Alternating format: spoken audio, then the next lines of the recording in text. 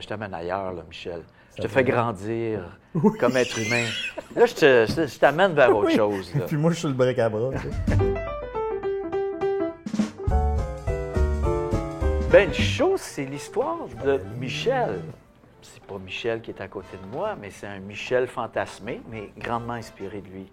Parce que c'est vrai que quand j'ai lu sa biographie, puis j'ai vu qui il était enfant, puis comment lui a réussi à devenir l'homme qu'il est devenu, puis ça m'a inspiré, puis je me suis dit, ben cette histoire-là est une histoire qui est commune aussi.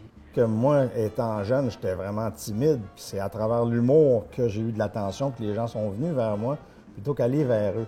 C'est que c'est l'histoire d'un petit garçon qui, lui, ayant des difficultés, va partir dans son imaginaire, puis il va créer un monde dans lequel il va être bien, puis dans lequel il va pouvoir faire rire les gens.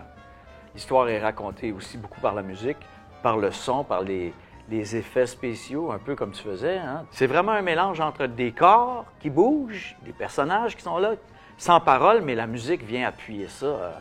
On utilise des disciplines du cirque, on utilise de la danse, on utilise pour arriver à faire quelque chose d'unique qui rassemble tous ces modes de communication-là, puis d'échange. Donc, ils viennent voir cette histoire-là, entendre cette histoire-là et voir son imaginaire se déployer devant nous. C'est comme si le public forçait moins avec leur esprit par rapport à... Il faut qu'ils imaginent, tu sais, ces gens-là que je suis à quelque part. Mais là, on va le voir et d'une façon quand même assez spectaculaire. Je vois ce que je voyais dans ma tête.